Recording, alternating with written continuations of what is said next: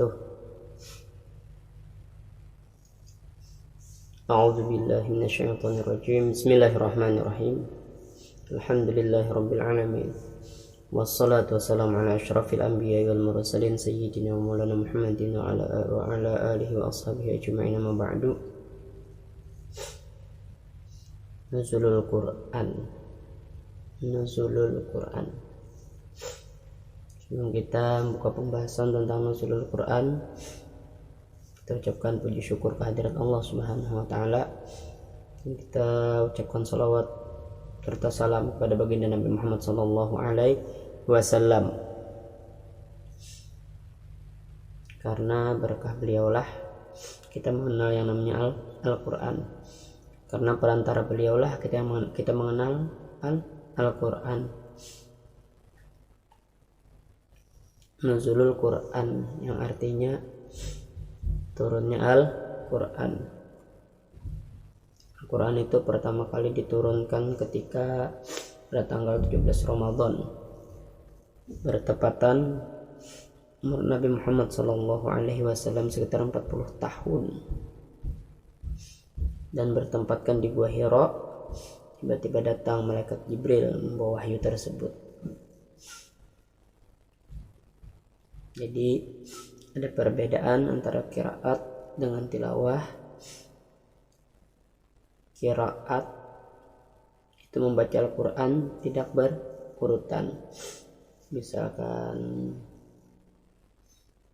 seperti halnya selain tadarus Al-Quran yang kebiasaan kita pada saat bulan Ramadan akan berurutan dari juz 1, juz 2, juz 3 sampai hari terakhir dan mengkhatamkan Al-Quran.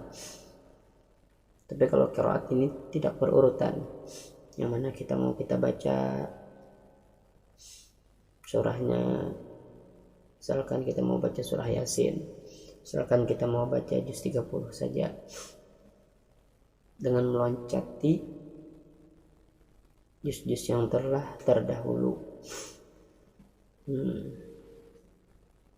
Jadi biar pengarang umpama yang kita jadikan bacaan sehari-hari, bacaan rutinitas, atau disebut dalam bahasa Arab itu wirdun.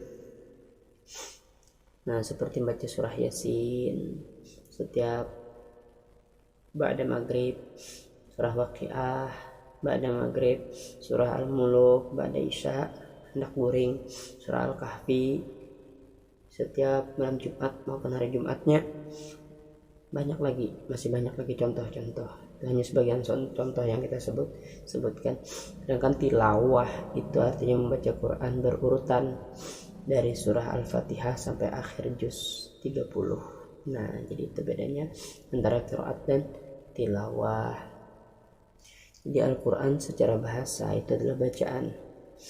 Kemudian sedangkan menurut istilah adalah kalam yang merupakan mukjizat yang diturunkan kepada Nabi Muhammad SAW, yang ditulis di mushaf dan diriwayatkan dengan mutawatir, serta membacanya adalah bernilai ibadah atau pahala. Nah, jadi makanya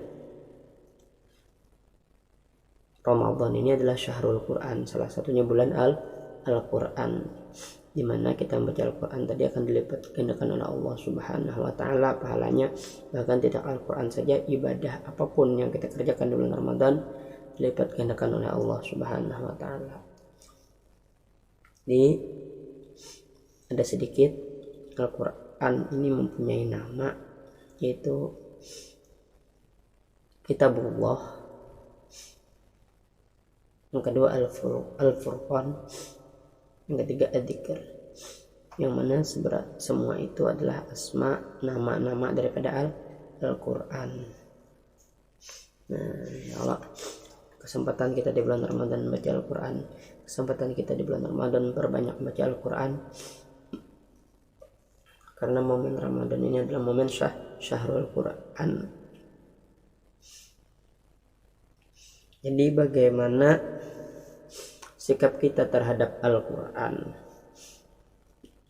Nabi pun bersabda, Al-Quran itu memberikan syafaat dan pasti diterima, kata beliau, syafaatnya, dan akan mengadukan pada Tuhannya. Bagi siapa yang menjadi Al-Quran sebagai imam, maka Al-Quran akan membimbingnya ke dalam surga, dan barang siapa yang menjadikan Al-Quran sebagai makmum, Al-Quran akan mendorongnya ke dalam neraka. Artinya siapa yang meletakkan Al-Quran sebagai cara dia melangkah maju untuk sukses dunia akhirat, orang tadi akan masuk surga. Barang siapa mereka yang meninggalkan Al-Quran, mencuekkan Al-Quran, maka orang tadi itu adalah orang yang tidak punya panduan, sehingga dia tersesat dan masuk ke dalam neraka. Nah, itu tadi Al-Quran, tadi sikap kita terhadap Al-Quran itu bagaimana. Jadi banyak di sini cerita-cerita hikayat tentang Al-Quran. Jadi Al-Quran ini, jadi peristiwa nuzul Al-Quran ini. Dan ada 3 pandangan ketika sesuatu itu dipandang membuat kita mendapatkan pahala. Yang pertama itu memandang Ka'bah. Yang kedua memandang Al-Quran. Yang ketiga memandang orang saleh atau alim, orang yang berilmu. Nah, masih banyak cerita-cerita tentang Al-Quran ini, melumpuhkan Al-Quran, mulai dari Abu Jahal, Abu Lahab, cara-cara menundukkan Al-Quran ini. Jadi ini ada satu cerita, orang kafir Quraisy berkumpul musyawarah bagaimana cara menundukkan Nabi Muhammad SAW. Dan akhirnya sepakat Abu Walid, seorang seseterunya Arab yang jarang ada bandingannya, agar mengajukan kepada Rasulullah SAW supaya meninggalkan dakwahnya dengan dijanji agar diberi pangkat. Jadi Nabi tadi digoda dengan pangkat. Setelah itu juga digoda dengan harta, digoda dengan berbagai macam kesenangan dunia. Lalu Rasulullah SAW membaca surah Al-Fussilat dari ayat awal sampai akhir. Abu Walid sangat tertarik dan terpesona mendengar ayat tersebut. Nah, lalu dia termenung memikirkan keindahan kaya bahasanya. Kemudian langsung kembali kepada kaumnya tanpa mengucap sepatah kata pun kepada Rasulullah SAW.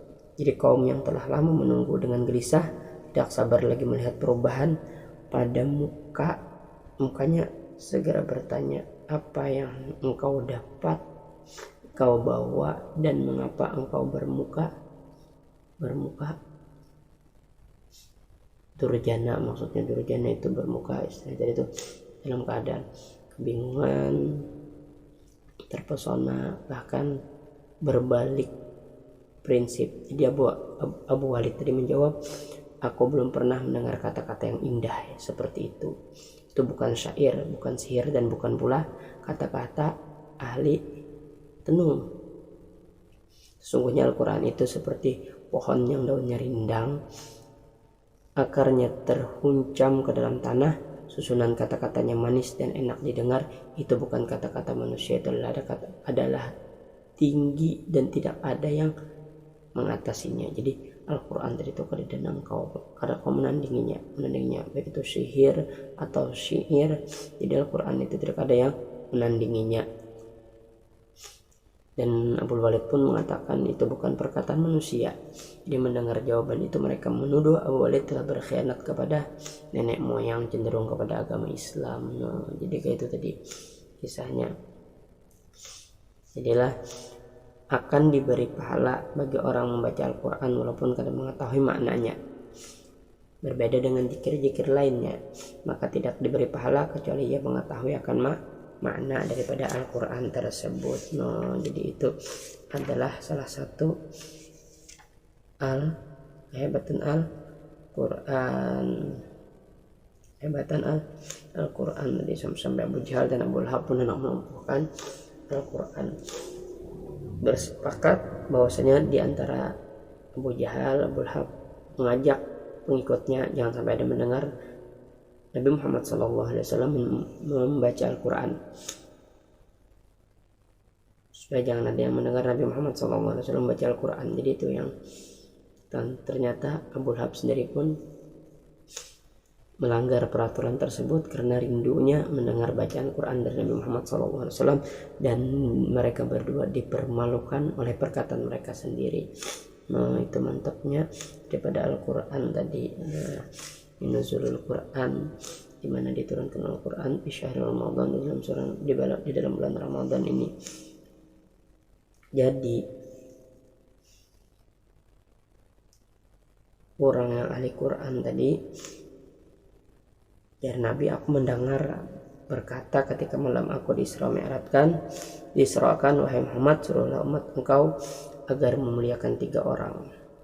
Yang pertama, kedua orang tua, orang alim, dan orang hafal daripada Al-Quran tadi. Nah, 3 ikung jadi Nabi, 3 ikung tadi. Untuk mensingkat ceritanya panjang. Nah,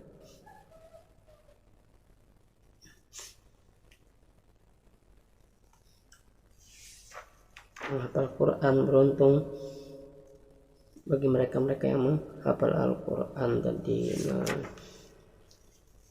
jadi kelebihan Al-Quran banyak sekali, bahkan salah satu daripada mukjizat Nabi Muhammad SAW yang sampai sekarang abadi, beda dengan kitab-kitab samawi lainnya. Nah, jadi orang yang mendengarkan daripada bacaan Al-Quran pun akan mendapat pahala.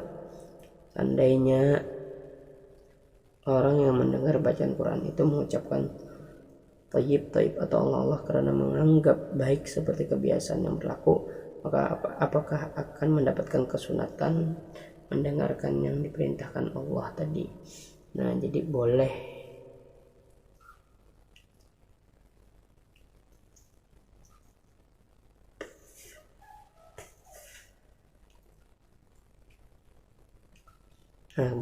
bukan makruh menjawab bacaan Al-Quran dengan thayyib atau Allah. Jadi kan usah hanya mendengar bacaan Al-Quran tadi, cukup berdiam, ansitu astami'u atimu rahimakumullah, diam mendengarkan. Idza quri Al-Quran fastami'u lahu wa ansitu la'allakum turhamun. Dengarkan pada bacaan Al-Quran tadi. Keutamaan orang yang mendengar membaca Al-Quran tadi yaitu yang pertama, lakas orang tadi itu dapat rahmat tadi, lakas menghampiri orang. Yang ketujuh, mendengarkan Al-Quran. Yang kedua,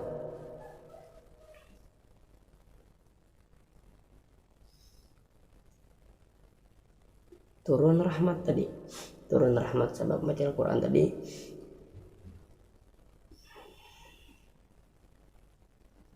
Kemudian yang ketiga, akan mendapatkan kekhusyuan sebagaimana Rasulullah meminta Abdullah bin Mas'ud untuk membaca Al-Quran di hadapan beliau dan Rasulullah mendengarkannya. Maka ketika sampai pada surah An-Nisa ayat 14, maka Rasulullah berkata, kufa, walhal air mata Nabi Muhammad SAW mengalir. Kemudian yang selanjutnya akan mendapatkan dua pahala. Yang orang yang membaca mendapatkan 1 pahala, orang yang mendengarkan mendapatkan daripada 2 pahala. Yang keenam, yang selanjutnya ini bukan yang keenam, yang selanjutnya itu menambah keimanan. Dan yang terakhir, mengajak lidahnya untuk berzikir, mendapat petunjuk, dan lain-lainnya. Banyak lagi daripada fadilat Al-Quran tadi. Memuliakan Al-Quran. Siapa yang pandai membaca Al-Quran lalu melihat orang lain lebih utama daripadanya, maka ia sungguh menganggap remeh terhadap sesuatu yang Allah telah membesarkannya. Nah, jadilah siapa yang pandai membaca Al-Quran lalu melihat orang lain lebih utama daripadanya, maka ia sungguh menganggap remeh terhadap sesuatu yang telah Allah membesarkannya. Ini bisa membaca Al-Quran. Lalunya tadi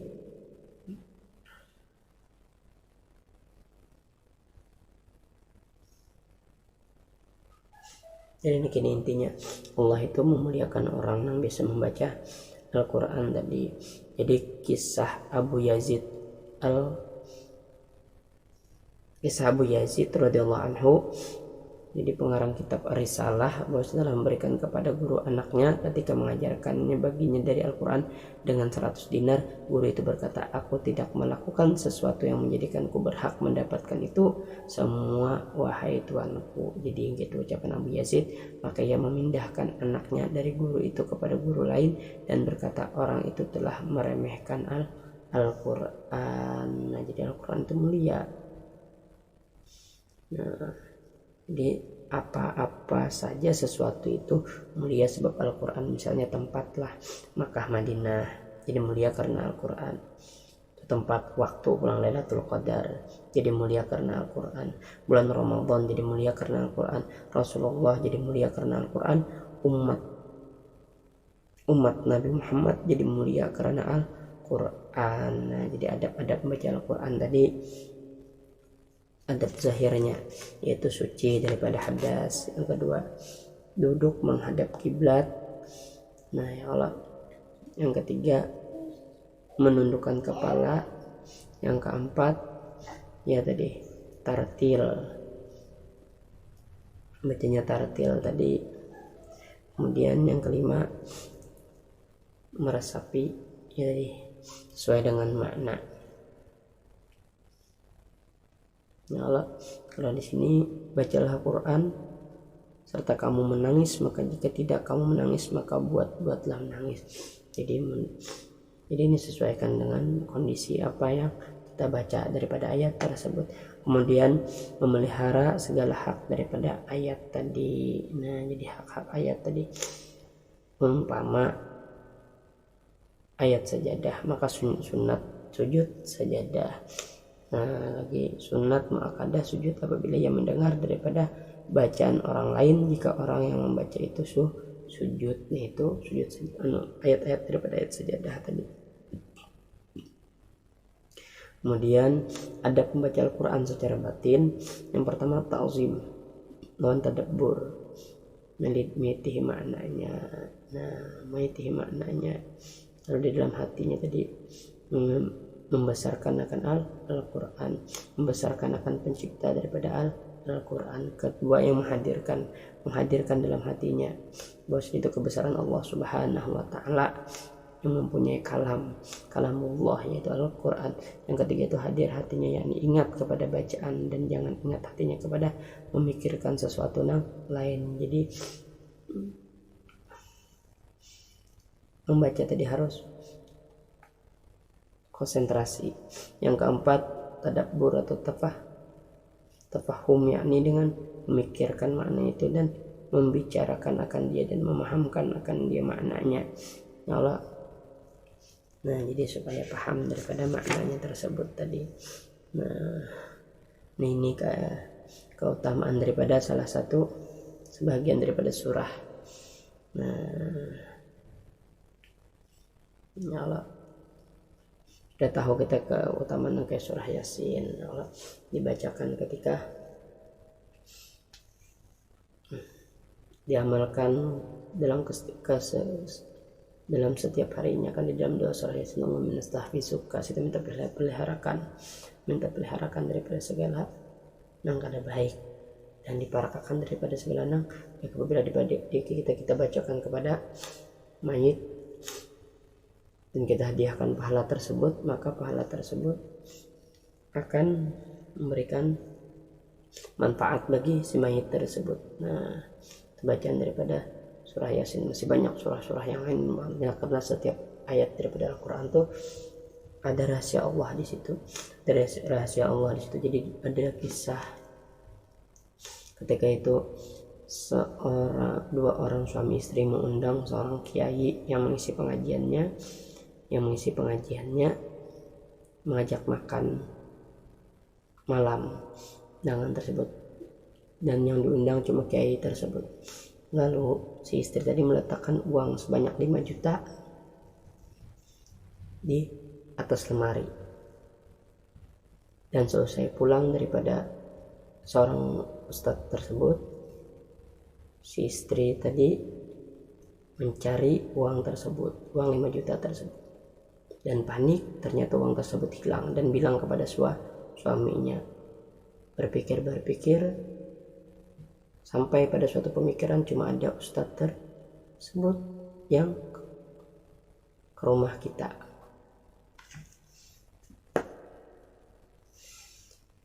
Jadi alhasil pemikiran mereka bahwasanya yang mencuri uang tersebut adalah ustadz yang mereka undang tadi. Lalu mereka suami istri tersebut tidak hadir lagi ke pengajian ustadz tadi, karena beliau menyangka ustadz tadi itu adalah seseorang yang fasik atau pencuri, mengambil daripada uang mereka yang berjumlah bernilai 5 juta.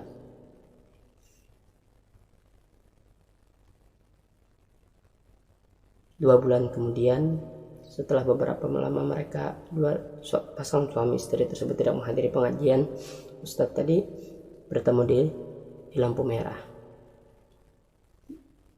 dan dua suami istri tadi pun menyapa ustadz tadi. Assalamualaikum ustadz. Waalaikumsalam. Ustadz sadar nggak kami tidak menghadiri daripada pengajian ustadz lagi? Ya, kenapa? Dia, karena ustadz mengambil uang kami sebesar 5 juta, senilai 5 juta rupiah. Oh, uang 5 juta kemarin itu saya letakkan di dalam Al-Quran. Pikir saya begini, kata ustadznya. Pikir saya begini, kalian kan orang yang rajin ke pengajian, rajin baca Quran, pasti insya Allah kalau saya nggak bilang uang itu nggak saya letakkan di dalam Al-Quran, pasti kalian tahu Al-Quran, pasti kalian kan buka Al-Quran, pasti kalian kan baca Al-Quran, amalkan Al-Quran, pasti ketemu sama uang tersebut. Ternyata sampai 2 bulan kalian nggak ketemu, ya berarti kalian yang nggak baca Quran selama 2 bulan tersebut. Lalu dua pasangan suami istri tadi pun malu dan pulang ke rumah, langsung membuka ke dalam Al-Quran. Ternyata uang 5 juta tersebut ada di dalam Al-Quran tadi yang ditaruh oleh si ustadz tersebut. Nah, mudah-mudahan ini menjadi manfaat bagi kita, khususnya ini edisi Nuzulul Quran. Kalau edisi Nuzulul Quran banyak peristiwa yang terjadi pada bulan Ramadannya, itu perang Badar. Itu Nabi berdoa itu di 17 Ramadan itu untuk kemenangan perang Badar, dan di situ juga diturunkan Al-Quran pada 17 Ramadan. Mudah-mudahan ini bermanfaat bagi ulun non-pian beratan yang ini durasinya agak lama. Ulun minta halal minta ridho dunia akhirat. Wassalamualaikum warahmatullahi wabarakatuh.